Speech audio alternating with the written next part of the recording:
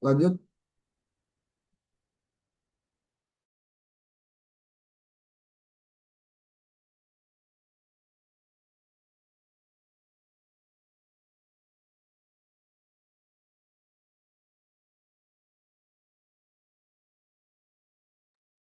Sok, silakan mulai.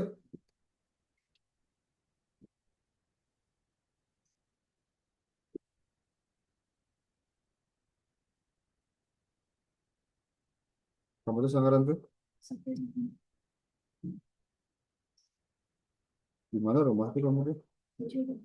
Tuh, Tadi macet di jalan. itu.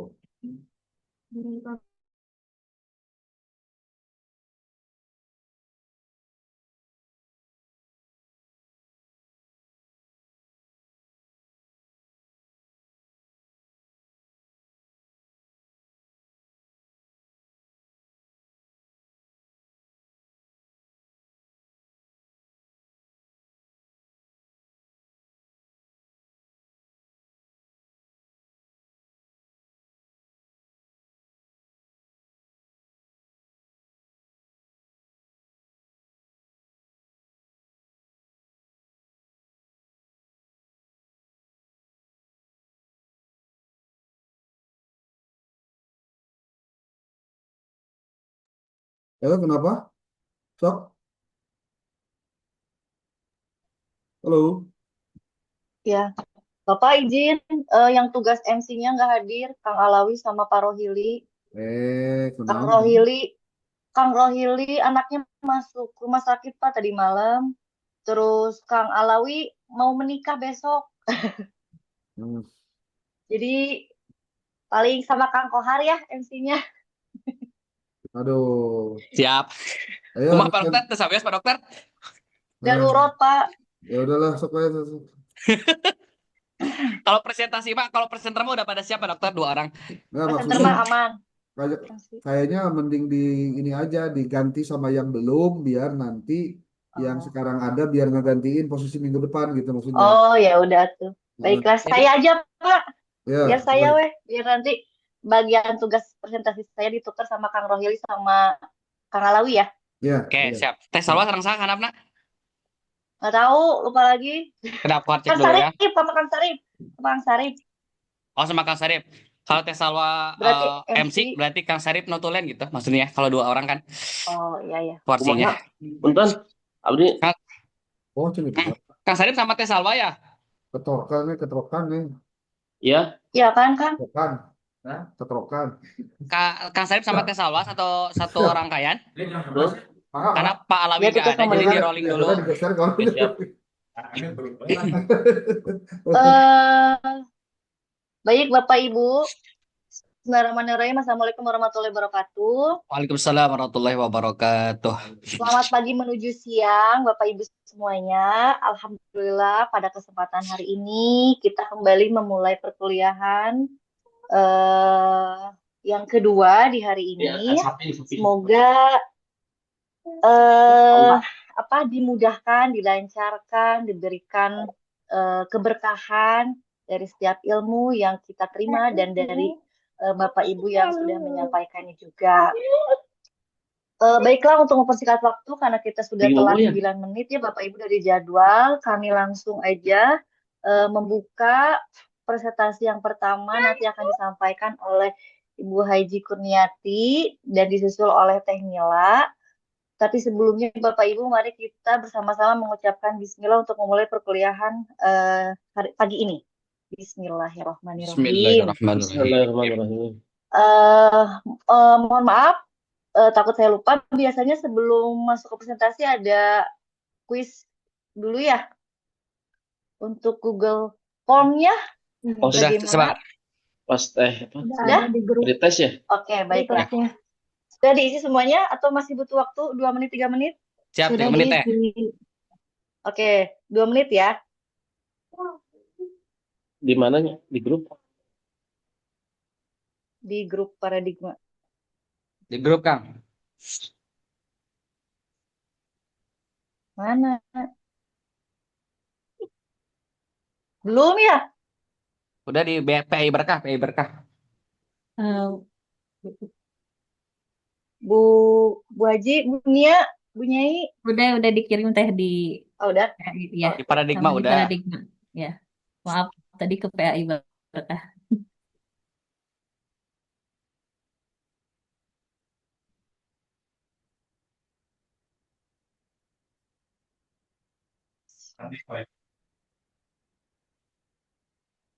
Satu menit sudah berjalan. Silakan Bapak Ibu, waktu tinggal 1 menit lagi.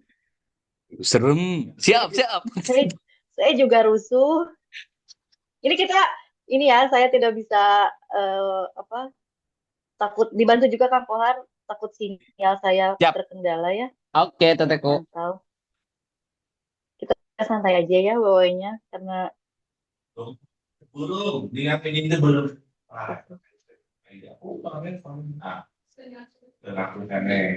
Ini yang sebenarnya saya ulangan dulu ada satu dua yang saya ulang. Tumbang Dalam sampai. panas. sound dari siapa Kak itu?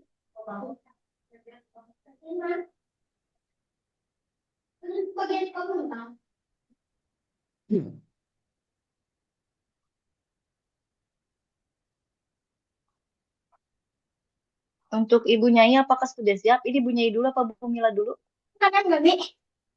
Saya dulu teh. Mila dulu. Oh, Bu Mila dulu. Ya, Oke. Baik. Waktu sudah habis. Baiklah Bapak Ibu, untuk presentasi materi pertama kita pada mata kuliah paradigma ini, mari kita simak dengan semangat, dengan fokus, dengan pengumpulan sisa-sisa semangat karena mau menjelang akhir ya di semester 3 kok hawa-hawanya rada cekang kok harga. Hawa-hawanya sama kata Pak Didin agak beda, tapi mudah-mudahan tidak menjadikan hal yang buruk ya. Mudah-mudahan jadi booster yang baik dan positif. Silakan Ibu Mila, waktu dan tempat kami persilahkan. baik. Terima kasih Teh Shalwa. Bismillahirrahmanirrahim. Assalamualaikum warahmatullahi wabarakatuh. Waalaikumsalam Alhamdulillahirrahmanirrahim. warahmatullahi wabarakatuh. Alhamdulillahirrahmanirrahim. Wabihi nasta'inu ala umuri dunia waddin wa ala alihi wa sahbihi ajma'in. Amma ba'du. Yang terhormat Bapak Dr. Mulyawan dan yang saya cintai teman-teman PAI Berkah. Pada hari ini Alhamdulillah kita bisa bertemu kembali untuk melaksanakan perkuliahan yang mana pada saat ini saya akan membahas mengenai artikel menerapkan pemecahan masalah kreatif dan inovatif dalam pembelajaran pendidikan agama Islam. Yang selanjutnya, Kang.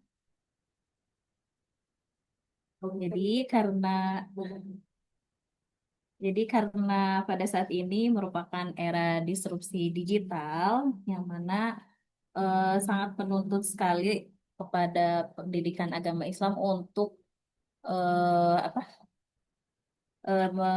bertransformasi gitu ya, karena yang mana supaya bisa menyelaraskan dengan karakteristik Gen Z, yang mana Gen Z itu kan dari sejak lahir sudah serba digital, sehingga pembelajaran PAI itu harus bertransformasi gitu ya. Kenapa harus bertransformasi? Ya karena model pembelajaran yang konvensional itu misalnya hafalan dan ceramah itu sudah tidak bisa kurang relevan gitu ya bagi anak-anak Gen Z. Karena pada saat ini kan kebutuhan abad 21 itu 4C ya, berpikir kritis, kreatif, kolaboratif, dan komunikatif gitu ya. Jadi kalau misalnya masih konvensional itu akan menimbulkan kesenjangan pemahaman terhadap nilai Quran dan penerapan dalam kehidupan nyata. Lalu pada kesempatan kali ini saya akan membahas mengenai artikel penerapan model kooperatif problem solving atau CPS dalam pembelajaran Al-Quran Hadis, yang mana dari artikel ini dilakukan penelitiannya di Mandua Kota Sukabumi. Kenapa menggunakan penerapan model CPS ini? Supaya diharapkan tidak hanya memahami ajaran agama secara konseptual, tetapi juga mampu merumuskan solusi kreatif dan aplikatif terhadap permasalahan sosial. Yang selanjutnya, Kang. Selanjutnya, jadi untuk perumusan masalahnya, mengapa pembelajaran PAI khususnya pelajaran Kurdis, Al-Quran Hadis perlu ditransformasikan dari model konvensional ke model yang lebih kreatif, kemudian bagaimana penerapan model kreatif problem solving atau CPS dapat meningkatkan kemampuan pemecahan masalah dan internalisasi nilai-nilai Qurani siswa, kemudian apa langkah-langkah implementasi CPS yang efektif dalam pembelajaran Al-Quran Hadis. Yang selanjutnya kan? Jadi tujuan utamanya pada kali ini akan mendistribusikan mengenai penerapan model CPS dalam pembelajaran PAI khususnya Al-Quran Hadis. Kemudian untuk tujuan khususnya meningkatkan kemampuan berpikir kreatif dan pemecahan masalah siswa berdasarkan nilai-nilai Al-Quran dan Hadis. Kemudian mengembangkan pembelajaran PAI yang lebih konseptual, aplikatif, dan relevan dengan kehidupan nyata siswa. Kemudian menumbuhkan karakter siswa yang religius, solutif, dan kontributif sesuai tujuan pendidikan nasional.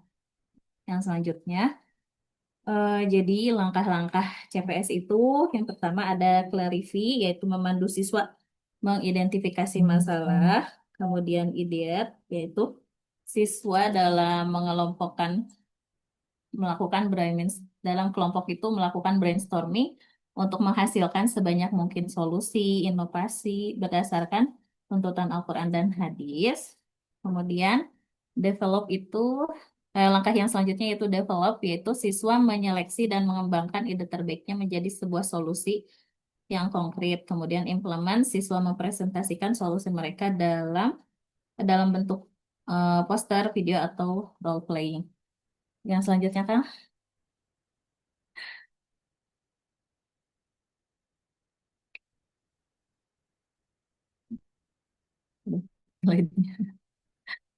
Slide selanjutnya kan? Boleh. Jadi metode penelitian ini menggunakan penelitian tindakan kelas yang terbagi menjadi 2 siklus, di mana setiap siklusnya itu terdiri dari 4 tahapan utama. Yang pertama perencanaan, kemudian tindakan, observasi, dan refleksi. Subjek penelitiannya adalah siswa kelas 10-7 di Mandua Kota Sukabumi pada mata pelajaran Al-Quran Hadis dengan penerapan model Creative Problem Solving atau CPS untuk melatih kemampuan berpikir kreatif dan solutif.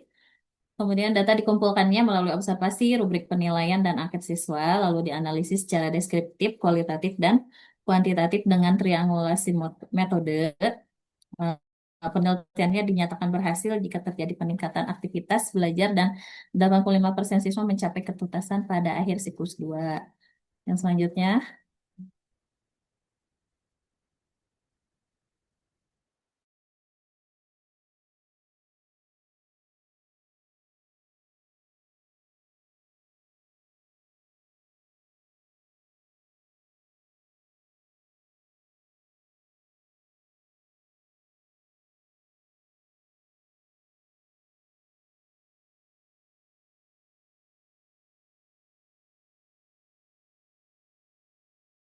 Kang Kohar, punten yang selanjutnya.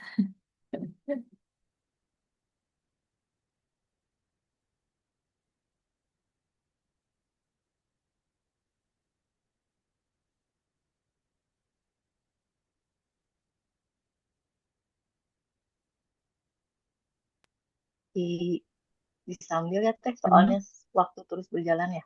Ya, oh iya, yaudah. Untuk pembahasannya, jadi integrasi nilai Islam dengan pemecahan masalah kontemporer. Jadi, karena integrasi nilai Islam dengan pemecahan masalah kontemporer menggunakan penerapan CPS ini dalam pembelajaran Al-Quran Hadis, mampu menjembatani antara nilai-nilai Islam klasik dan realitas sosial modern melalui tahapannya. Clarity, yaitu siswa belajar menggali persoalan aktual seperti hoax, intoleransi, dan perundungan digital. Kemudian pada tahap ideat dan develop, mereka menggali solusi kreatif dengan merujuk pada prinsip tabayun, ukhuwah, dan adl atau keadilan yang bersumber dari Al-Quran dan Hadis. Jadi proses ini menumbuhkan kemampuan berpikir reflektif dan rasional sebagaimana konsep tafakur dan tadabbur dalam Islam, sekaligus membentuk kesadaran moral yang mendalam. Dengan demikian, integrasi nilai Islam dan CPS tidak hanya meningkatkan kemampuan pemecahan masalah, tetapi juga memperkuat karakter spiritual siswa sebagai ulul albab atau generasi yang berpikir kritis dengan bimbingan nilai-nilai wahyu. Kemudian yang selanjutnya,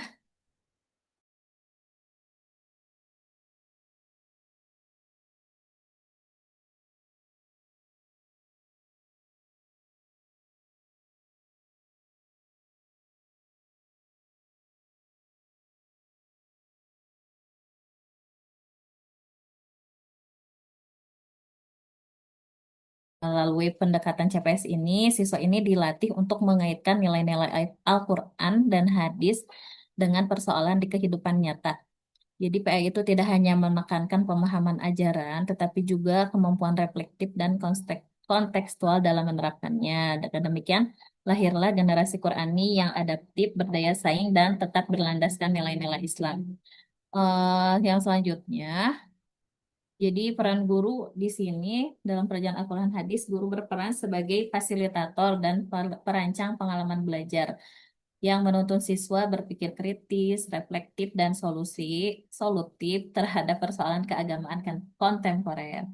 Melalui CPS ini, guru membimbing siswa menafsirkan nilai-nilai Al-Quran dan hadis untuk menjawab isu modern, ya, seperti hoax, degradasi moral, dan krisis empati. Kemudian integrasi teknologi pembelajaran seperti Canva, Padlet, dan Flipgrid memperkuat kreativitas dan partisipasi aktif siswa. Dengan demikian, guru Al-Quran hadis bukan sekedar menyampaikan penyampaian ajaran, tetapi transformer nilai Islam yang menumbuhkan generasi beriman, kritis, dan inovatif di era digital. Eh, Untuk yang selanjutnya itu implikasinya terhadap relevansi pembelajaran PAI. Jadi penerapan CPS ini dalam pembelajaran Al-Quran hadis menjadikan PAI lebih relevan dan kontekstual dengan tantangan zaman modern. Melalui pendekatan ini, siswa tidak hanya memahami teks wahyu secara kognitif, tetapi juga menerapkan nilai-nilai Islam dalam pemecahan masalah sosial keagamaan. Yang mana proses ini mengembangkan higher order thinking skill berbasis religiusitas yang melahirkan generasi beriman sekaligus kritis dan kreatif. Yang mana demikian, PAI bertransformasi menjadi instrumen pemberdayaan moral dan intelektual, bukan sekadar mata pelajaran normatif, tetapi ruang pembentukan insan berakhlak solutif di era digital. Untuk yang selanjutnya, yaitu penerapan CPS ini dalam pembelajaran Al-Quran hadis sangat sejalan dengan arah kurikulum merdeka yang menekankan pembelajaran kontekstual, kolaboratif, dan berorientasi pada pemecahan masalah nyata. Pendekatan ini menumbuhkan kemandirian berpikir, kreativitas, dan karakter berdasarkan nilai Islam, sekaligus memperkuat profil pelajar Pancasila yang beriman dan berakhlak mulia. Keberhasilan siswa mencapai ketuntasan belajar hingga 80% membuktikan bahwa efektivitas CPS sebagai strategi pedagogis yang transformatif. Dengan demikian, pembelajaran Kurdis tidak hanya memperdalam aspek spiritual, tetapi juga membentuk generasi Muslim adaptif dan reflektif.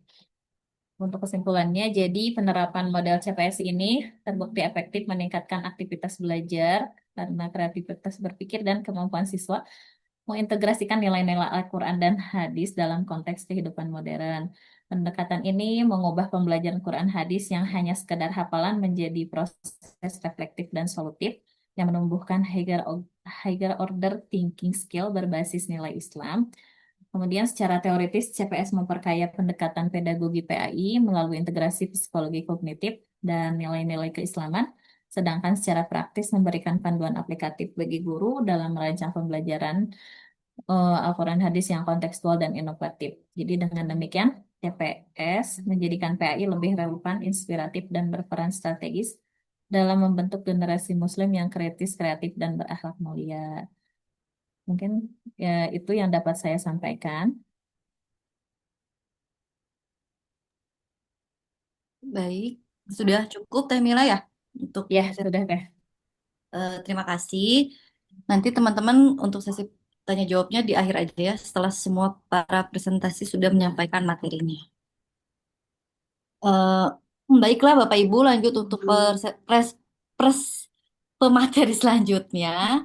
Untuk durasi sekitar 10 menit, nanti seperti biasa kita ada forum tanya jawab ya, dan bahasan diskusi lainnya. Kepada Ibu Nyai, kami persilahkan. Terima kasih Bunda Salwa. Assalamualaikum warahmatullahi wabarakatuh. Oke, merdu ya, doh. Assalamualaikum. Bismillah, Waalaikumsalam innal warahmatullahi wabarakatuh. hamdalillah, salatuhu wa salamuhu ala rasulillah, sayyidina wa maulana Muhammadin ibni Abdillah, wa ala alihi wa sahbihi wa wala amma ba'd. Rabbi syarah li sadri wa yassir li amri wa hlul 'uqdatam min lisani yafqahu qawli. Ilahi anta maqsudi wa ridhaka matlubi, a'tini mahabbataka wa ma'rifatak. Alhamdulillah, alhamdulillah, alhamdulillah, summa alhamdulillah, puji dan syukur selalu kita panjatkan kepada Allah Subhanahu wa taala. Sholawat dan salam mari kita curah limpahkan kepada baginda alam habibana wa nabiyana wa maulana Muhammad sallallahu alaihi wasallam. Yang kami hormati dosen pemangku paradigma baru PAI, guru kita semua, Bapak Dr. Mulyawan Sapwandi Nugraha MAG MPD, semoga senantiasa dilimpahkan usia yang berkah dan diberikan kekuatan untuk selalu membimbing kita semua. Yang kami hormati juga seluruh rekan PAI 3B yang mudah-mudahan semuanya sehat, yang sedang berhalangan sakit, mudah-mudahan disehatkan, yang sedang ada kegiatan mudah-mudahan selalu dilancarkan. Mohon izin Bapak Dokter, saya atas nama Kurniati izin menyampaikan materi paradigma baru PAI dengan tema pendekatan logis dan kritis dalam pendidikan agama Islam, yang insya Allah akan dengan pendahuluan yang mana di sini ada latar belakang masalah, rumusan masalah penelitian,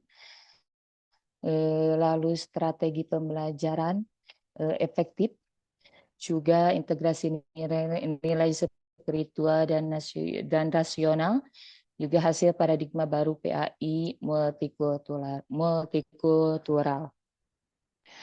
Untuk latar belakang dari pendekatan logis dan kritis dalam pendidikan agama Islam ini, perubahan sosial budaya dan teknologi pada saat ini sangat cepat.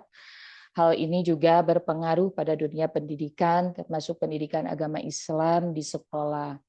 Karena banyak hal yang berubah, PAI juga perlu ikut berubah, tidak bisa hanya memakai cara lama terus-menerus. Selama ini pembelajaran PAI di banyak sekolah masih terlalu fokus pada hafalan. Siswa diminta menghafal ayat, hadis, dan materi, tetapi kurang dilatih untuk berpikir logis dan kritis. Padahal di zaman sekarang siswa tidak cukup hanya hafal, mereka juga perlu memahami, menganalisis, dan memecahkan masalah. Beberapa penelitian internasional menunjukkan bahwa hanya sedikit program PAI yang memasukkan kegiatan pemecahan masalah atau problem solving atau refleksi kritis. Artinya, pembelajaran PAI sering belum dimanfaatkan untuk melatih kemampuan berpikir tingkat tinggi siswa. Berdasarkan latar belakang tersebut, dapat diidentifikasi beberapa masalah. Yang pertama, dominasi hafalan. Metode yang paling sering digunakan adalah ceramah dan hafalan. Akibatnya, siswa cenderung pasif, hanya mendengar dan menghafal tanpa banyak kesempatan untuk bertanya, berdiskusi, atau menyampaikan pendapat. Hal ini juga membuat kemampuan berpikir kritis siswa rendah karena mereka tidak terbiasa mengolah dan mempertanyakan informasi. Yang kedua yaitu kurangnya analisis. Kurikulum PAI masih kurang menekankan pengembangan kemampuan analitis dan argumentatif. Siswa sering hanya diberitahu ini benar dan ini salah, tetapi tidak diajak memahami alasan dibaliknya atau penjelasan pendapat dengan alasan yang logis dan sopan. Akibatnya, PAI belum optimal melatih siswa berpikir mendalam dan terstruktur. Yang ketiga yaitu hambatan menggabungkan logika dan spiritualitas. Sebagian guru PAI khawatir bahwa jika siswa terlalu diajak berpikir logis dan kritis, hal itu juga bisa mengganggu spiritualitas dan akidah mereka. Bertanya banyak kadang dianggap kurang sopan atau berbahaya bagi iman. Padahal dalam Islam menggunakan akal dan berpikir itu dianjurkan. Tantangannya adalah bagaimana menggabungkan berpikir logis dan kritis, dengan tetap menjaga keimanan, bukan memisahkan keduanya. Selanjutnya yaitu rumusan masalah penelitian. Penelitian ini menjawab 3 pertanyaan utama. Yang pertama, penerapan pendekatan logis kritis. Bagaimana penerapan pendekatan logis dan kritis dapat menyelesaikan berbagai masalah pembelajaran PAI di sekolah. Yang kedua yaitu integrasi nilai spiritual. Bagaimana guru PAI dapat mengintegrasikan berpikir logis dan kritis tanpa mengabaikan nilai spiritual Islam. Yang ketiga yaitu paradigma baru PAI. Apa implikasi pendekatan ini terhadap paradigma baru pendidikan Islam di era modern dan multikultural? Hasil dari rumusan masalah penelitian yang pertama itu strategi pembelajaran efektif. Temuan penelitian menunjukkan bahwa model pembelajaran aktif kritis terbukti efektif untuk meningkatkan kemampuan berpikir kritis siswa PAI. Dalam model ini, siswa aktif terlibat dalam proses belajar. Mereka tidak hanya mendengarkan guru, tetapi juga bertanya, berdiskusi, menganalisis, dan menyelesaikan masalah. Dengan cara ini, siswa tidak sekedar menghafal materi agama, tetapi benar-benar memahami dan mengolah informasi, sehingga kemampuan berpikir kritis mereka berkembang. Salah satu contoh model aktif kritis adalah problem based learning atau PBL, yang dimana penelitian menunjukkan bahwa PBL sedikit lebih unggul dalam pemecahan masalah dibandingkan model jigsaw. Dalam PBL, siswa diberi masalah nyata, lalu diminta mencari solusi berdasarkan nilai-nilai Islam. Contohnya yaitu di guru PAI mengangkat kasus penggunaan media sosial. Seorang siswa sering membagikan informasi di media sosial tanpa mengecek kebenarannya. Ternyata informasi itu hoax dan merugikan orang lain. Bagaimana pandangan Islam tentang hal itu dan apa yang seharusnya dilakukan? Dari kasus ini, siswa diminta menganalisis masalah utamanya, selanjutnya juga menghubungkannya dengan materi PAI seperti larangan menyebar berita bohong, pentingnya tabayun, dan menjaga lisan atau tulisan. Yang selanjutnya yaitu menentukan sikap seorang Muslim belum membagikan informasi. Melalui diskusi seperti ini, siswa tidak hanya tahu bahwa menyebarkan hoax itu dilarang, tetapi juga belajar menilai akibatnya dan menyusun solusi. Misalnya mengecek sumber, tidak langsung membagikan, dan meminta maaf jika terlanjur menyebarkan.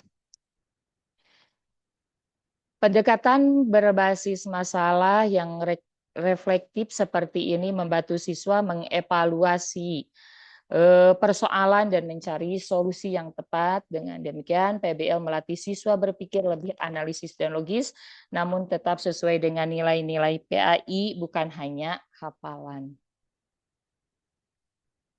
Yang kedua yaitu diskusi terbimbing. Selain PBL ada juga diskusi terbimbing dan model inquiry.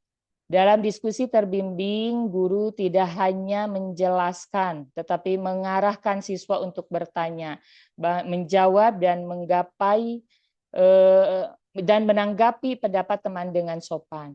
Dalam model inquiry, siswa diajak mencari dan menemukan sendiri jawaban dari Al-Quran, hadis, atau pendapat ulama, lalu menyimpulkan bersama.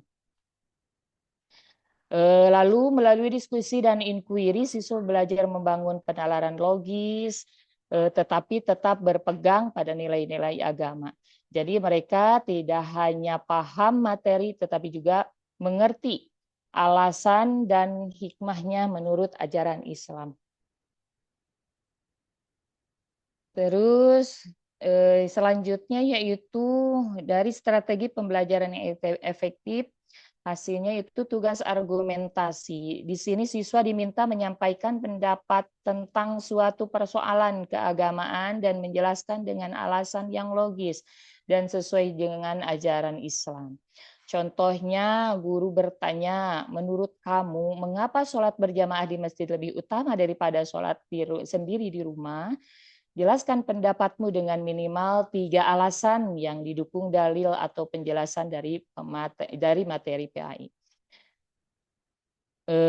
Siswa kemudian menyampaikan pendapatnya bahwa sholat berjamaah lebih utama, lalu menjelaskan alasannya, misalnya pahalanya lebih besar, melatih kedisiplinan dan kebersamaan, menguatkan ukhuwah atau persaudaraan di lingkungan sekitar.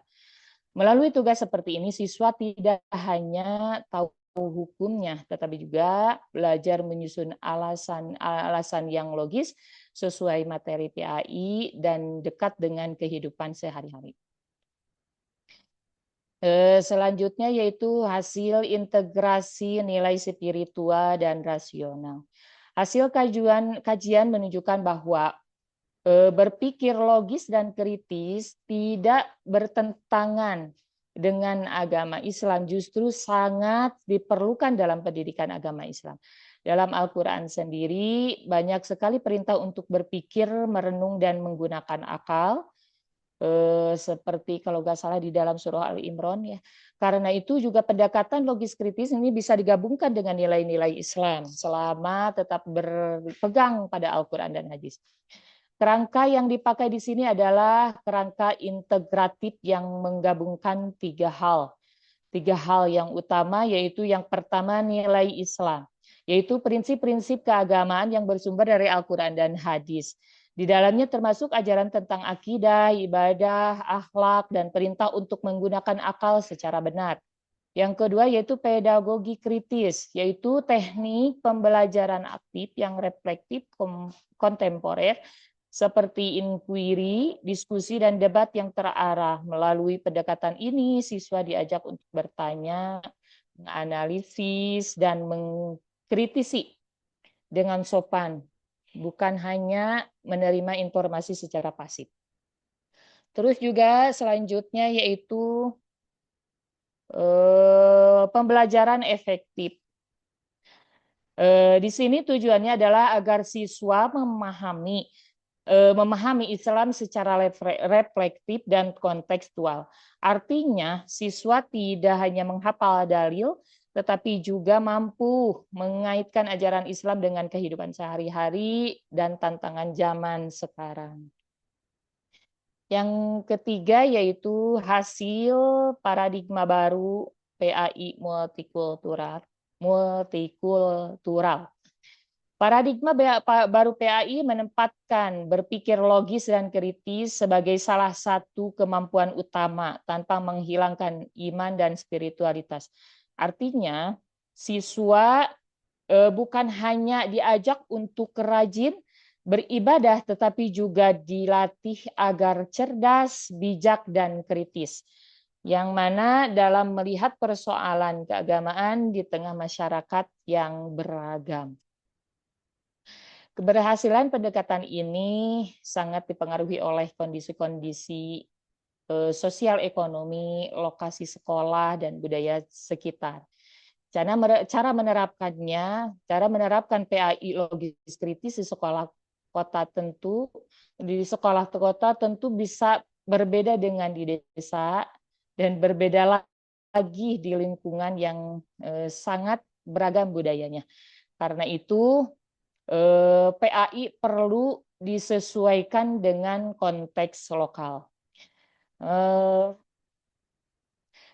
Ada beberapa hal penting dalam paradigma baru PAI. Yang pertama yaitu guru sebagai fasilitator, di mana guru PAI tidak hanya berceramah, tadi sudah disampaikan ya di materi pertama sama Pak Syarif, tidak hanya berceramah tetapi membimbing siswa untuk bertanya, berdiskusi dan berpikir kritis.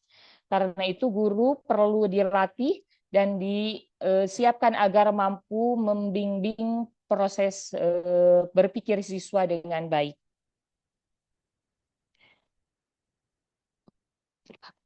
Yang kedua yaitu kurikulum yang fleksibel. Kurikulum PAI harus lentur dan menyesuaikan dengan kondisi sekitar. Dengan kurikulum yang tidak kaku, guru lebih mudah menghubungkan materi PAI dengan kehidupan nyata siswa. Yang ketiga yaitu konteks yang inklusif. PAI perlu memperhatikan keadilan pendidikan dan keberagaman budaya. Siswa diajak menghargai perbedaan, bersikap toleran, namun tetap berpegang pada prinsip-prinsip Islam. Yang selanjutnya itu yang keempat, kepemimpinan inovatif di sekolah. Perubahan ini butuh kepala sekolah dan pimpinan yang mendukung perubahan dan berani berinovasi dalam pembelajaran PAI. Selanjutnya itu teknologi pendidikan, yang mana penggunaan LMS, e-learning dan media digital dapat mendukung pembelajaran yang interaktif dan reflektif kritis. Siswa bisa mengakses materi, berdiskusi dan mengerjakan tugas secara online, namun tetap dalam bimbingan nilai-nilai Islam. Selanjutnya yaitu transformasi sistemik PAI. Penerapan pendekatan logis dalam PAI bukan hanya mengganti cara mengajar, tetapi juga merupakan perubahan menyeluruh yang menyentuh cara pembelajaran, kemampuan guru, kurikulum, dan kondisi sekolah. Di lapangan masih ada banyak hambatan seperti budaya hafalan yang kuat, fokus pada ujian, juga guru yang belum siap dan sarana yang terbatas. Namun sebenarnya rasionalitas atau berpikir logis dan spiritualitas tidak saling bertentangan, justru bisa saling menguatkan dalam PAI. Agar transformasi sistemik PAI benar-benar dapat terjadi, diperlukan beberapa langkah kunci yang saling menguatkan. Yang pertama yaitu kesadaran akan kebutuhan perubahan, ya, baik dari guru, pimpinan sekolah, maupun pemangku kebijakan. Karena tanpa kesadaran bersama, inovasi hanya akan berhenti pada wacana. Yang kedua yaitu pelatihan dan pengembangan kapasitas guru sehingga pendidik mampu menguasai pedagogi modern, literasi digital, serta pendekatan pembelajaran yang lebih aktif dan kontekstual. Yang ketiga yaitu adaptasi kurikulum, yang mana agar materi PAI tetap berakar pada nilai-nilai Islam namun mampu menjawab pada tantangan abad 21 ini seperti literasi kritis, pemecahan masalah dan pembentukan karakter. Yang keempat yaitu dukungan institusional yang kuat mulai dari fasilitas, kebijakan sekolah atau madrasah hingga budaya kerja kolaboratif sehingga inovasi tidak berjalan sendiri, tetapi juga menjadi gerakan bersama yang berkelanjutan. Selanjutnya itu penelitian ini mengusulkan sebuah model yang disebut pedagogi PAI logis kritis. Secara sederhana, model ini juga menggabungkan 3 hal utama. Yang pertama yaitu aktivitas pembelajaran berpikir tingkat tinggi seperti problem based learning (PBL), selanjutnya itu diskusi, lalu inquiry yang mengajak siswa aktif bertanya, menganalisis, dan memecahkan masalah. Yang kedua yaitu nilai-nilai Islam yang dijelaskan secara jelas atau eksplisit. Jadi setiap kegiatan belajar tetap dihubungkan dengan Al-Quran dan hadis dan akhlak. Yang selanjutnya itu konteks sekolah yang multikultural dan modern. Artinya pembelajaran disesuaikan dengan keberagaman budaya dan perkembangan zaman. Agar model ini berhasil diterapkan, dibutuhkan kerjasama beberapa faktor. Yaitu yang pertama kurikulum yang responsif, yang kedua pelatihan guru, selanjutnya kepemimpinan sekolah yang mendukung, dan lingkungan sekolah yang mendorong pembelajaran reflektif dan kritis. Selanjutnya untuk kesimpulan dari seri ini yaitu pendekatan logis dan kritis menjadi fondasi paradigmatik baru dalam PAI di sekolah. Temuan menegaskan bahwa rasionalitas dan spiritualitas tidak bertentangan tetapi bersinergi membentuk kerangka pendidikan Islam yang adaptif, reflektif, dan konseptual. Model pembelajaran aktif kritis yaitu PBE, diskusi dan inquiry signifikan mengatasi dominasi hafalan dan meningkatkan kemampuan berpikir tingkat tinggi siswa. Integrasi nilai-nilai Islam dengan berpikir kritis justru memperdalam pemahaman spiritual siswa. Paradigma baru PAI harus memadukan juga rasional dan spiritualitas. Memanfaatkan teknologi, memperhatikan keberagaman budaya, dan didukung oleh pelatihan guru serta kepemimpinan inovatif. Penelitian ini membuka prospek pengujian empiris model pedagogi PAI logis kritis dalam berbagai konteks, serta pengembangan instrumen asesmen berpikir kritis berbasis nilai Islam untuk masa depan. Mungkin itu materi ya jurnal yang saya sampaikan saat ini. Mohon maaf tentunya banyak kesalahan dan kekurangannya. Turnuhun selanjutnya saya serahkan kembali kepada Bunda Syawwa. Baik, terima kasih Bu Nyai untuk pemaparan materinya dari dari yang sudah disampaikan. Saya dapat mengambil mungkin mengingat kembali ya, mengkonklusikan atau menyimpulkan dari materi pendekatan kritis dan logis PAI yang dibawakan oleh Bu Nyai ini. Pendekatan logis kritis menjadikan PAI lebih bermakna dengan memadukan rasionalitas dan spiritualitas melalui pembelajaran reflektif dan kontekstual, di mana PAI mampu membentuk peserta didik yang kritis, beriman, dan siap menghadapi tantangan zaman. Serta yang tadi yang materi Teh Mila juga, ini relate atau nyambung sama tadi pembahasan kita di sebelumnya ya, mirip-mirip gitu. Di mana model CPR atau Creative Problem Solving ini menghadirkan pembelajaran Kurdis yang lebih hidup, bermakna, dan relevan dengan tantangan zaman. Jadi tidak hanya metode lama ramah gitu ya. Bisa meningkatkan aktivitas kreatif belajar juga, dan CPS ini menanamkan nilai-nilai Islam secara reflektif, aplikatif, dan CPS ini layak menjadi strategi inovatif dalam membentuk generasi muslim yang kritis, solutif, dan berakhlak mulia. Dari semua paparan para pemateri barusan, pasti Bapak Ibu sudah membuat catatan masing-masing yang mungkin akan kita diskusikan dan memang harus kita diskusikan bersama. Namun sebelum masuk ke dalam sesi diskusi yang lebih hangat, meriah, kami persilahkan juga untuk para petugas yang sudah mendapatkan mandat kewajiban memberikan pertanyaan wajib dari kelompok siapa Kang? Tolong dibantu, saya lupa.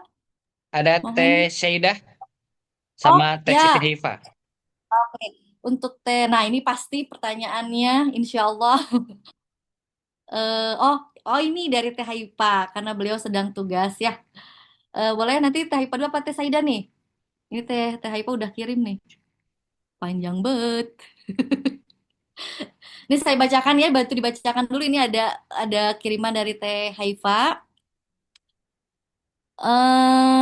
Kepada Ibu Bunia, bagaimana perbandingan efektivitas problem based learning PBL ya, diskusi terbimbing dan tugas argumentasi dalam meningkatkan keterampilan berpikir kritis peserta didik, serta faktor apa yang paling menentukan keberhasilan masing-masing model di konteks sekolah atau madrasah. Berarti ini pertanyaan ke Bu Nyai dulu ya, gitu. Gimana? Dikumpulin pertanyaannya dulu atau mau dijawab dulu nih? Silakan para pemateri, Bu Nyai, Teh Siap, Mila, Bun. Siap. ya, Teh Aida langsung Teh. Mau di ini Mau gitu dikumpulin dulu ya, deh. Boleh nanya sekarang? boleh. Oke. Dikumpulin aja dulu ya. Oke. Hatur nuhun Teh Salwa sebagai moderator, Bu Nyainia dan Teh Mila yang sudah menyampaikan materinya luar biasa, makin ribet, makin menarik tapi ya untuk kita diskusikan bareng-bareng. Eh, Pertanyaan pertama saya untuk Bu Nyainia, menarik sekali. Inti yang bisa saya tangkap dari yang Bunia sampaikan tadi itu, mohon maaf kalau kurang tepat, tapi yang bisa saya simpulkan secara keseluruhan begini ya Bunia. Bagaimana menyatukan Ya. nalar logis kritis ini dengan nilai keislaman untuk meningkatkan kualitas pembelajaran PAI di era modern saat ini.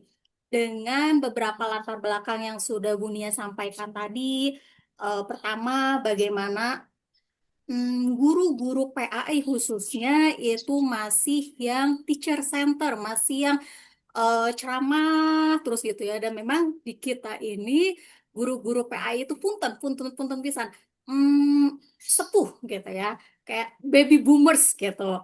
Mungkin di kelas ini yang saya lihat hanya Teh Haifa kayaknya guru PAI yang Gen Z gitu. Sisanya kayaknya milenial, baby boomers dan lain-lain gitu. Dan kita masih banyak ya guru-guru PAI kita masih yang sepuh-sepuh gitu kan. Gen kolonial.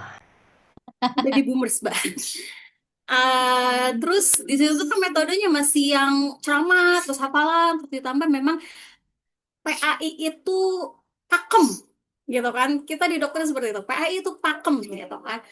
Dan karena ada satu dan dua hal itu, jadi mungkin itu mempengaruhi psikologis gen-gen saat ini di mana apa ya, mereka dilarang untuk menanyakan hal-hal yang tabu gitu, hal-hal yang pada akhirnya manut-manut aja gitu kan, oh gitu, karena mungkin ada kasihan gitu kan, jadi adik-adik kita ini takut untuk menanyakan hal-hal yang banyak sebenarnya ingin mereka tanyakan.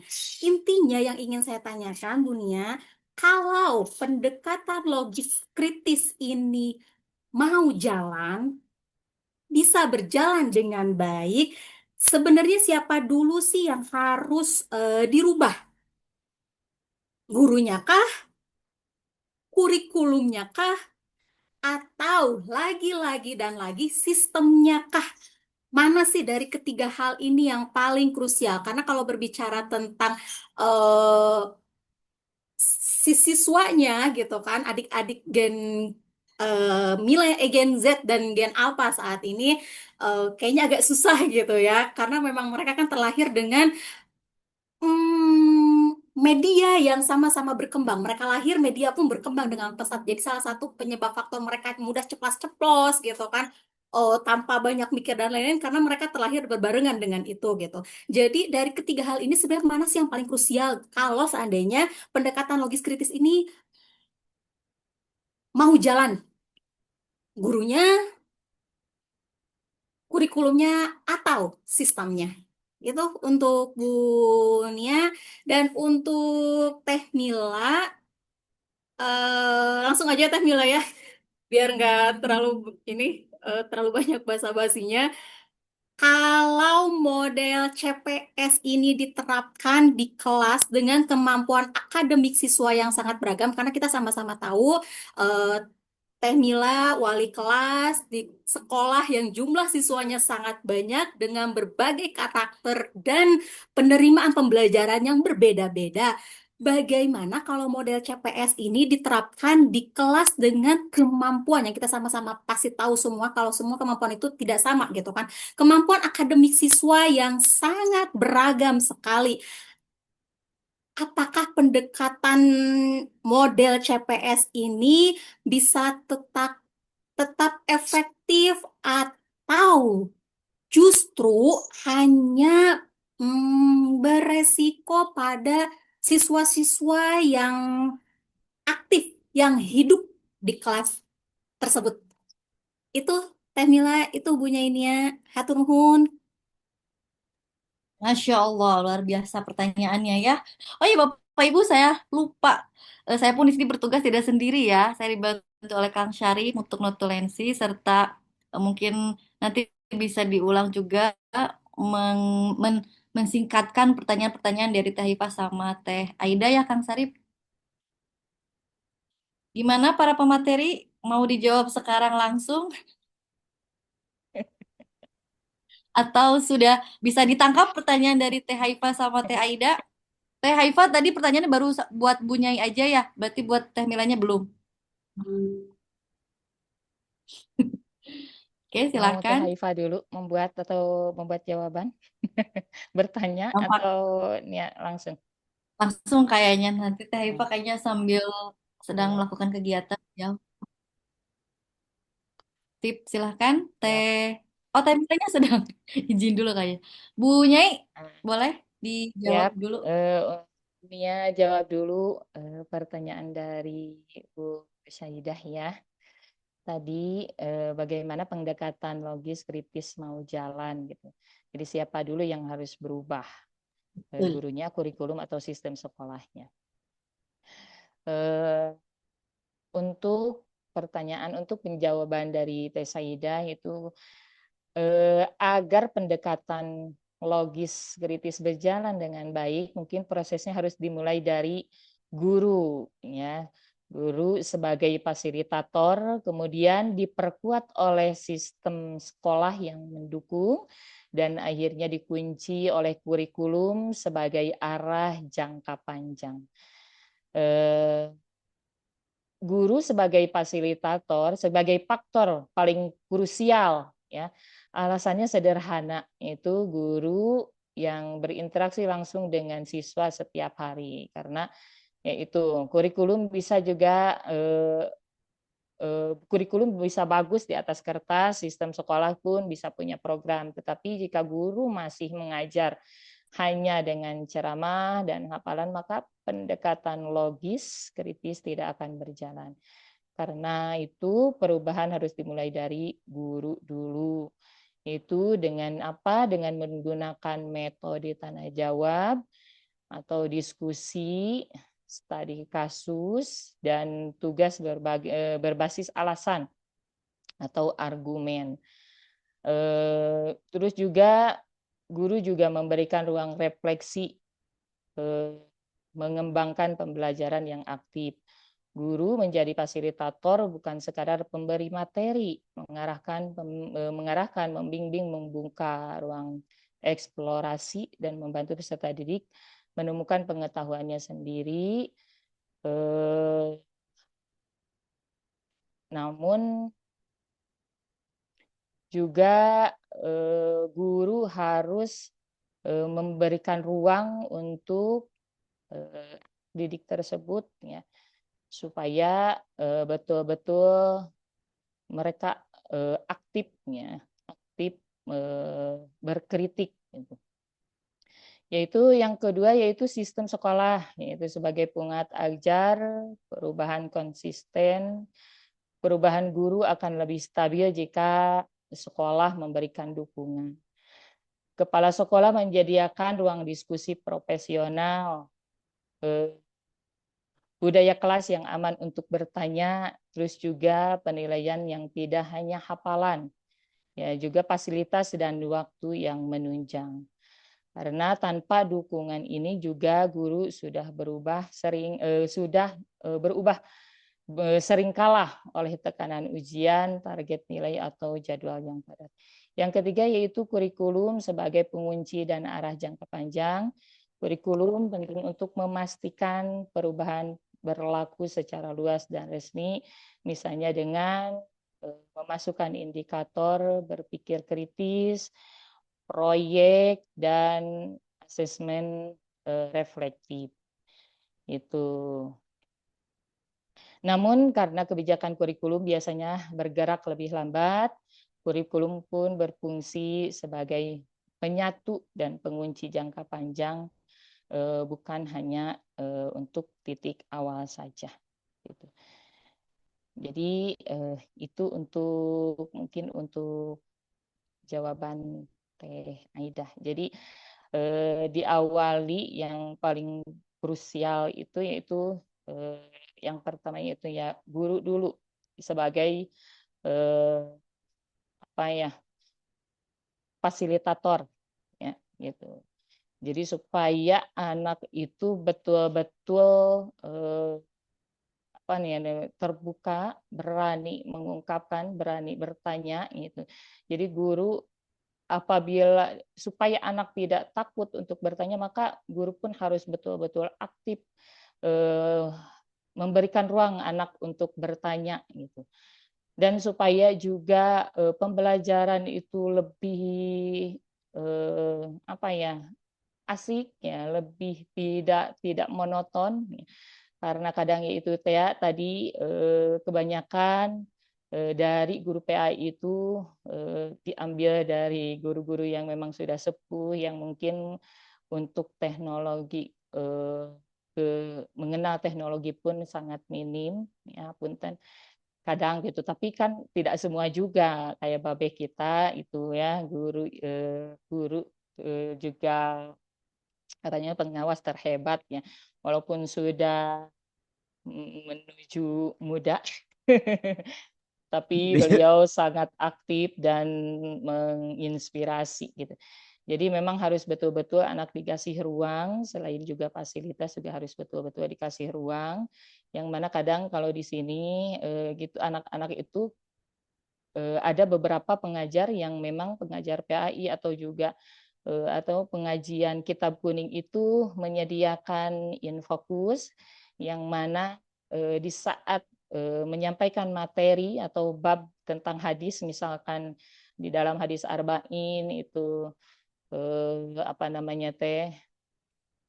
ada penjelasan tentang penciptaan manusia ya, kalau nggak salah hadis yang keempat itu nanti digambarkan bagaimana cara penciptaannya. Terus juga dari mulai penciptaan dari mulai air mani gitu, terus buah dan lain sebagainya. Itu ditayangkan di Infokus ya, sehingga anak itu betul-betul menyimak, betul-betul mendalami, betul-betul menggambarkan, memahami apa yang sudah divisualisasikan gitu oleh pengajar tersebut gitu, sudah digambarkan di video. Jadi anak tidak hanya hanya menghafal, tidak hanya juga menalar, tidak hanya menyimak, tetapi juga mereka mengenal penciptaan manusia gitu, yang mana dijabarkan dari hadis tersebut gitu. Jadi di situ juga kami juga di sini selalu gitu selesai ngaji itu selalu memberikan mereka ruang agar mereka itu betul-betul bisa mengkritik gitu. Jadi anak yang kritisi, terus juga betul-betul merasa dianggap gitu keberadaan murid ini santri itu. Gitu mungkin Teh Saidah. Apunten kalau banyak kekurangannya. Semoga tidak puas ya Aida, karena pastinya apa namanya banyak banyak banyak referensi juga dari yang lainnya, tapi bisa diambil kesimpulan intinya bola panas ada di guru ya Bunia ya, Iya, yang yang betul. di faktor utama kemudian sistem. Nah lanjut Bunia, ini pertanyaan dari Teh Haifa, ini lebih ke praktek langsung kali ya, bagaimana perbandingan efektivitas dari PBL, kemudian diskusi terbimbing serta tugas argumen meningkatkan keterampilan peserta didik, serta faktor apa yang menentukan keberhasilan. Mungkin ini mirip-mirip tadi jawabannya kalau faktor keberhasilan, tapi mohon dijawab terkait perbandingannya gitu. Kalau untuk penentu keberhasilan mungkin tadi ya bagaimana si penyampai materi sama sistemnya gitu. Silakan Bu Nia dibantu jawab secara Iya, singkat ya siap. Bu. Menurut saya, ketiga model pembelajaran problem based learning, PBL, diskusi terbimbing, dan tugas argumentasi sama-sama efektif untuk meningkatkan kemampuan berpikir kritis siswa PAI. Hanya saja fokus peningkatannya yang berbeda. PBL cenderung lebih unggul dalam melatih analisis dan pemecahan masalah karena siswa dihadapkan pada kasus nyata yang harus dicari solusinya. Diskusi terbimbing juga membantu siswa membangun penalaran logis dan kemampuan mengevaluasi pendapat secara terarah, sekaligus tetap menjaga adab dan nilai keagamaan. Sementara itu, tugas argumentasi lebih kuat dalam melatih kemampuan analitis karena siswa dituntut menyusun pendapat secara sistematis dan didukung alasan yang jelas. Keberhasilan semua model ini menurut saya sangat ditentukan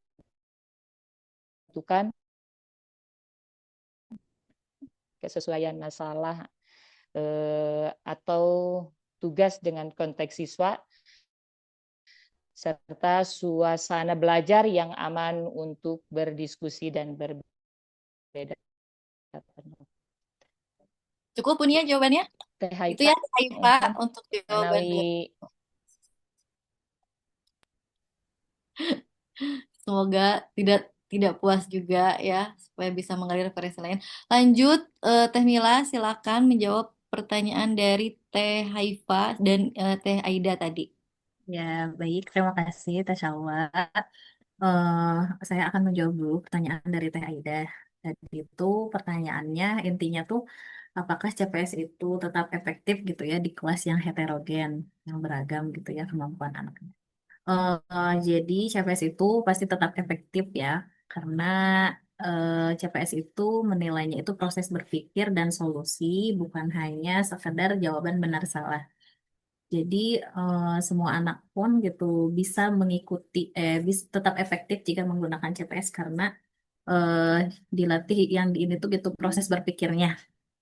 Kemudian siswa dengan CPS itu tidak hanya mengandalkan kemampuan akademik saja, tapi ide, terus pengalaman dan sudut pandang siswa gitu ya. Jadi kalau belajar menggunakan CPS tuh apa tadi eh, berbasis pengalaman gitu ya. Kemudian siswa yang kemampuan akademiknya sedang atau rendah pun itu bisa tetap berkontribusi pada tahap clarity misalnya pada saat mengidentifikasi masalah pasti bisa lah ya anak-anak tuh.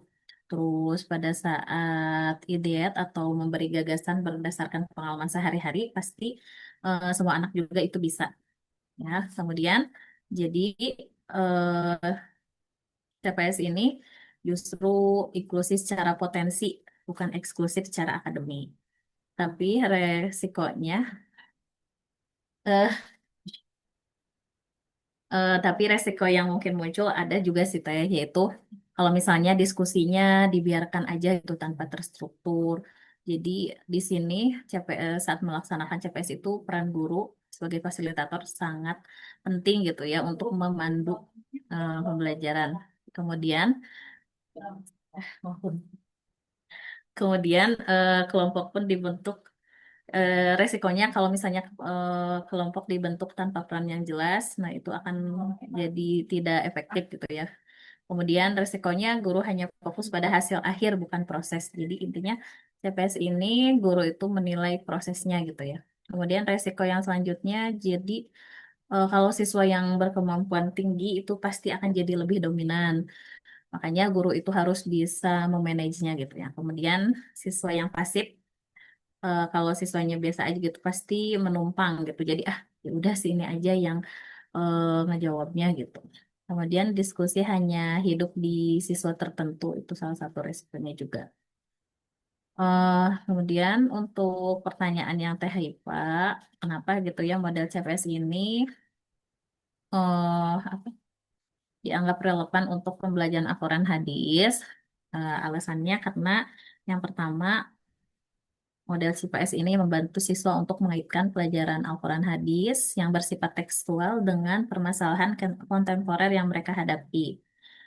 Kemudian alasan yang selanjutnya karena CPS itu melatih siswa untuk mengidentifikasi masalah, menghasilkan berbagai alternatif solusi, dan memilih solusi terbaik berdasarkan nilai-nilai Islam. Jadi proses ini mendorong berkembangnya keterampilan berpikir tingkat tinggi buat anak-anak.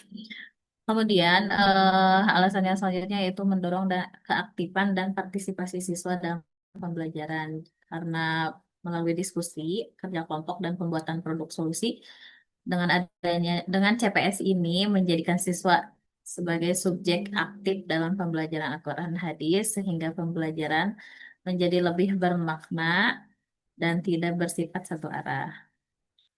Mungkin itu aja jawaban dari saya. Oke, terima kasih Bu Mila atas jawabannya.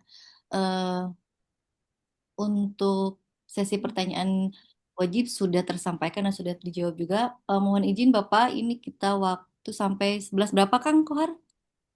11 pas 11 teh. kah? 11 teh. Berarti Ya, Bapak masih ada waktu cukup. sekitar 20 menit lagi Pak. Silakan Bapak, langsung ke Bapak aja ya. Ya, oke, terima kasih. Jadi dua orang yang nggak ada ya, Pak Pak Alawi sama Pak Roheli, Pak. Rohili dengan siapa? Pak Alawi. Alawi. Tahu ya. Oke. Assalamualaikum warahmatullahi wabarakatuh. Waalaikumsalam warahmatullahi wabarakatuh. Bismillahirrahmanirrahim. Alhamdulillahirabbil alamin. Wa bihi nasta'inu ala umuri dunya waddin. Salatu wassalamu ala asyrafil anbiya wa mursalin sayyidina Muhammadin wa ala alihi wa sahbihi ajma'in. Rabbi shrah li sadri wa yassir li amri wa hlul 'uqdatam min lisani yafqahu qawli. Terima kasih nih untuk narasumber di kelompok pertemuan. Ini harusnya minggu lalu kan hadir ya, tapi karena diliburkan, jadi harusnya pertemuan ke-8, tapi jadinya sekarang tuh pertemuan ke-8. Tapi tanggalnya kalau sesuai jadwal sih 29 November.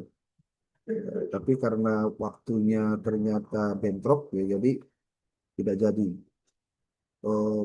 Berarti di pertemuan ke depan itu ada Pak Muhammad Alawi, Sayyidah ya, kelompoknya dengan Pak Rohili, kemudian Bu Siti Haifah, Siti Nurul Halimah, dan Ubaidillah.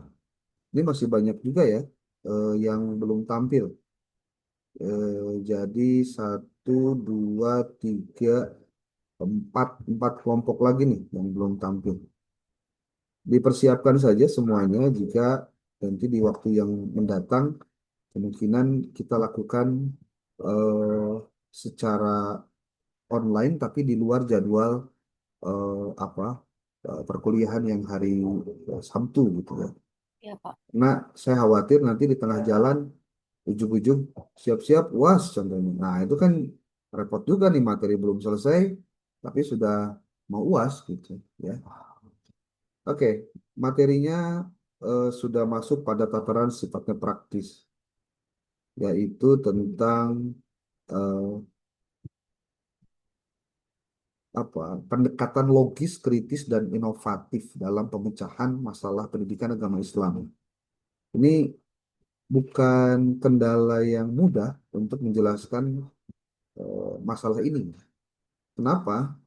Karena PAI itu punya peran penting dalam membentuk karakter, juga membentuk moral. Apalagi kalau di Indonesia kita bicara tentang mayoritas penduduk di kita itu adalah beragama Islam. Namun, eh, walau begitu, banyak tantangan yang pastinya dihadapi dalam pelaksanaan PAI di sekolah. Problem seperti kurangnya minat belajar terhadap pelajaran agama, ketidakmampuan bagi sebagian besar pengajar untuk menyesuaikan dengan metode, dengan perkembangan zaman. Kemudian ya pengaruh teknologi juga itu tidak terlepas dari persoalan juga. Kemudian adanya budaya global yang makin kuat, itu akan menjadi masalah yang memerlukan perhatian khusus. Nah, maka untuk bisa mengatasi persoalan-persoalan itu diperlukan apa pendekatan yang tidak hanya didasarkan pada metode tradisional. Saya menyebut istilah tradisional itu untuk menunjukkan bahwa yang tradisional itu sebetulnya bukan jelek ya. Jadi kalau ditanya, Pak Ari ceramah teh emang jelek Pak, kok dia selalu dibully terus atau di apa eh, dicap jelek gitu. Enggak juga. Kalau saya menganggap bahwa hari ini saya sedang berceramah nih, ya. Tapi problemnya apakah di ceramahnya itu ada hal-hal yang menariknya kah? Atau ada hal-hal yang memang penting untuk disampaikan dengan cara-cara yang variatif tentunya. Itu juga bagian dari apa metode tradisional. Tetapi juga kita harus bisa mengintegrasikan pendekatan logis, kritis, dan juga inovatif. Nah, ini yang menjadi fokus di pembahasan tadi. Jadi tadi siapa? Bu Kurniati dengan Bu Mila ini menyampaikan terkait dengan tema-tema pendekatan logis, kritis, dan inovatif. Baik dalam proses pembelajarannya atau metode pembelajarannya atau bentuk-bentuk yang lainnya. Nah, lalu kemudian apa yang dimaksud dengan istilah pendekatan logis? Tadi juga ada pembahasan-pembahasan itu. Tapi istilah logis ini hakikatnya adalah pendekatan yang merujuk pada cara berpikir berpikir yang rasional, yang sistematis dalam memahami agama. Kalau Muhammad Iqbal, dia adalah seorang filosof dari Pakistan, dia mengatakan bahwa seluruh ajaran Islam itu hakikatnya adalah rasional. Hanya otak manusia yang belum nyampe ke situ. Contoh, kalau orang bertanya, kenapa sih orang itu perlu ibadah haji itu ke Mekah? Kenapa haji dan umroh itu ada tawafnya? Tawaf itu keliling-keliling, maksudnya apa itu? Ya, tidak semua hal yang terkait ibadah itu bisa dilogikakan, tetapi bisa dirasionalisasikan. Nah, disinilah mungkin perbedaan antara istilah rasional dengan logika. Kalau rasional itu prinsipnya selama masih masuk pada tataran rasio. Kalau logika itu berarti ada pembanding yang menyebutkan ini benar, ini salah. Gitu. Nah, eh, memahami Al-Quran dan hadis, kalau caranya hanya sebatas dogmatis atau doktrin, ini problem besar sebetulnya. Karena persis seperti, maaf kalau kita sedikit menyebut ajaran agama di tetangga kita ya, di saudara kita sebelah, ketika membahas tentang Trinitas, tiga dalam satu, satu dalam tiga, itu rasional dan logikanya sebetulnya nggak nyambung. Yang lebih banyak itu didoktrinasi. Apa yang terjadi pada saat diberikan logika-logika sederhana yang membantah cara berpikir tiga dalam satu, satu dalam tiga, itu kemudian banyak orang yang nggak connect, ibaratnya lamun dina sinyal mah roaming gitu, twing twing twing, sampai akhirnya login ke Islam contohnya, atau ke login ke agama yang lain yang lebih rasional ketika memahami tentang Tuhan. Dalam Islam kenapa Tuhan itu Esa, Tuhan itu Ahad? Karena memang secara rasional tidak bisa dibantah. Itu sudah masuk pada kategori keyakinan yang tidak terbantahkan. Nah, itu Itu contoh terkait dengan rasional. Artinya orang harus mempergunakan argumentasi itu untuk sesuatu alasan yang dapat dipertanggungjawabkan. Itu pendekatan yang logis. Lalu yang kedua adalah tentang pendekatan kritis. Pendekatan kritis itu mengajarkan kepada siswa bahwa dia tidak hanya menerima saja sesuatunya itu dengan sukarela, tapi juga perlu mereka mempertanyakan, perlu menganalisis, perlu mengevaluasi, bahkan perlu mengkritisi. Nah, istilah kritis ini kan pada prinsipnya muncul pada persoalan kepekaan dia terhadap sesuatu yang dia anggap perlu ditanyakan, perlu dijawab. Nah, tinggal pertanyaannya dibalikin. Pengajarnya siap nggak mendapatkan jawaban dari siswa yang mungkin nyeleneh, yang mungkin nggak pernah terpikirkan itu akan ditanyakan gitu loh. Ya. Sementara dalam persoalan agama, banyak hal yang tidak bisa dijawab dengan logika biasa. Logika biasa. Dan tidak semua orang akan memahami langsung apa yang disampaikan. Ya. Apalagi dalam kehidupan modern. Ini pendekatan kritis ini dalam rangka apa tujuannya? Tujuannya adalah agar melatih siswa berpikir kritis secara reflektif dan objektif. Sehingga yang terjadi adalah mereka itu dapat mengembangkan pemahaman. Sehingga pemahamannya menjadi lebih dalam, kemudian dia tidak akan terpengaruh dengan pandangan-pandangan yang sempit. Kalau Anda pernah belajar tentang moderasi beragama contohnya. Istilah moderasi beragama itu ada sebagian pihak di umat Islam itu yang tidak sepakat karena bahasanya kok moderasi cuma buat Islam aja sih? Kayaknya Islam tuh bermasalah banget dalam pemahaman tentang ajaran agamanya. Padahal tidak seperti itu konsepnya. Tetapi yang dimaksudkan dengan moderasi itu adalah bukan memoderasi ajaran agamanya. Yang disebut dengan moderasi beragama itu moderasi dalam cara pandang beragama. Dan sekali lagi, ini tidak mudah dipahamkan. Karena apa? Bicara agama itu kan bicara pemahaman, bicara pengalaman, bicara lingkungan, bicara faktor pengaruh, siapa gurunya, gitu loh. Ya. Dan itu akan berpengaruh terhadap cara pandang dia tentang kehidupan beragama. Makanya memberikan pondasi yang kuat terhadap siswa oleh guru PAI, dalam hal ini adalah guru agama, harus wajib. Berarti guru PAI hari ini tidak bisa lagi ceritanya ngomong begini. Mana yang tahu nanya gitu? Doif, nanya gitu, doraka, nanya gitu, pamali, nanya gitu, bid'ah, terus nih. Jadi jangan hitam putih ketika berbicara jawaban siswa. Justru kita harus bisa menelaah itu secara psikologis. Kenapa ada pertanyaan-pertanyaan begitu? Nih, saya kasih tahu nih, kalau Anda mau mendengar bagaimana dialog kritis, coba deh Anda nonton channel YouTube-nya Pemuda Tersesat. Itu dialog antara si Coki Pardede, sebuah si Tretan Muslim, sama Ustadz ini si Habib Ja'far. Itu kalau Anda dengarkan dialog-dialognya, itu dialog-dialog yang di luar nurul itu. Pertanyaan-pertanyaannya itu nyeleneh gitu. Tapi si Habib Ja'far ini dengan kecerdasan penggunaan filsafat dan logikanya, dia bisa menjelaskan itu dengan jelas. Ya, contoh, Anda pernah nggak nonton dialog pertanyaan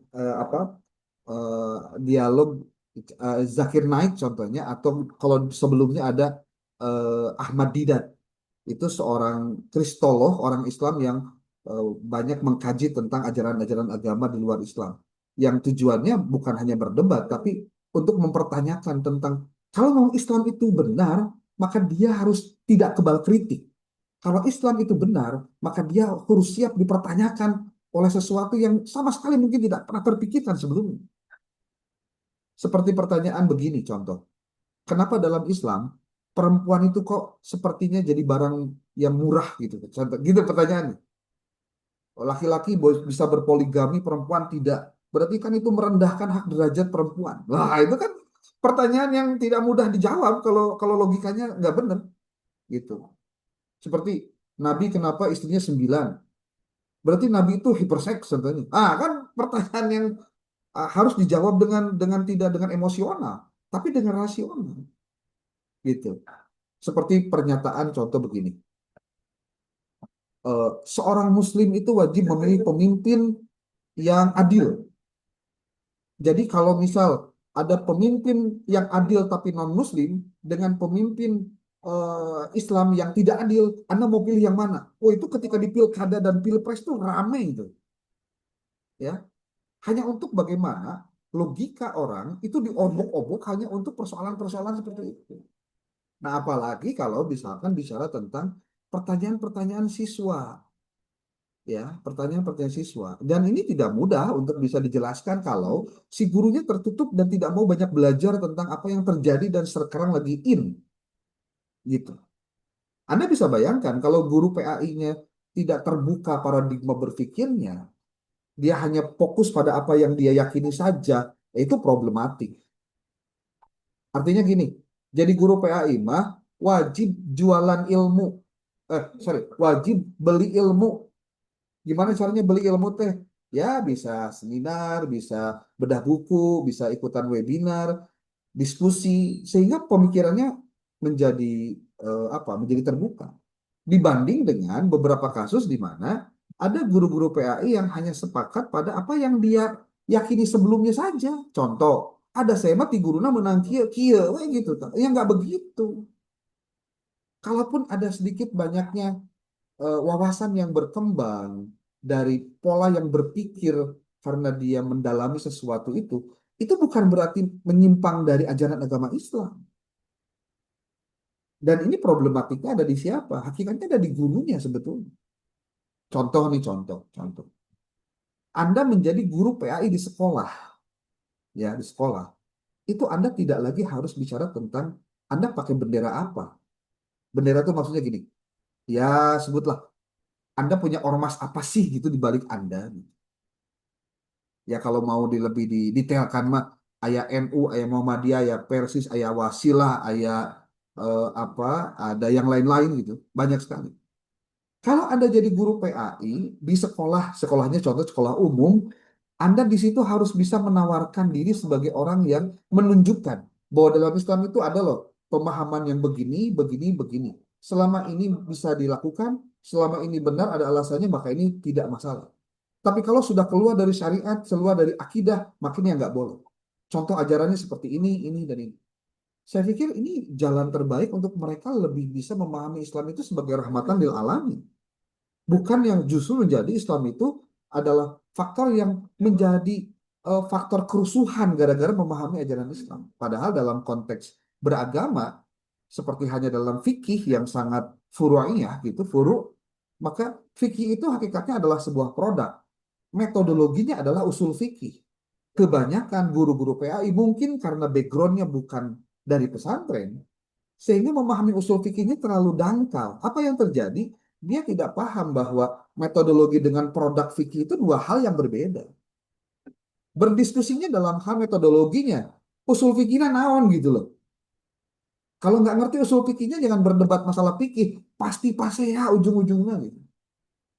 Seperti halnya yang terjadi pada masyarakat-masyarakat awam yang masih melihat ormas itu sebagai sebuah agama, bukan ormas sebagai sebuah organisasi kemasyarakatan. Ini nih perlu dipahami dulu. Makanya jadilah guru PAI yang moderat, guru PAI yang segala tahu, segala paham, tapi juga dia memahami bahwa perbedaan yang terjadi di dalam Islam itu harus dijelaskan secara rasional. Gitu. Ini mungkin catatan-catatan saya pada pernyataan pertemuan kali ini yang memang judulnya sekali lagi dogmatisasi atau indoktrinasi dalam sebuah pemahaman ajaran agama hari ini perlu sedikit banyak terjadi dengan paradigma yang baru. Minimal siswa tidak ditutup kemungkinan bertanyanya hanya gara-gara kade ulah nanya hal eta sebab eta mah pamali, sebab eta mah doraka, sebab eta mah dosa, bid'ah dan lain-lain. Saya pikir guru PAI jangan terlalu banyak menghukumi halal haram deh, ya. Tapi lebih banyak dialognya dulu deh. Kenapa sih dia begitu? Kenapa sih dia begini? Kenapa dia begitu? Kenapa dia begini? Setiap sebuah pernyataan pasti ada alasan kenapa itu dipakai. Saya pikir lebih baik kita bertanya argumentasinya apa, kemudian landasannya apa, ketimbang kita memperdebatkan hal-hal karena dia berbeda dengan saya. Ah, itu.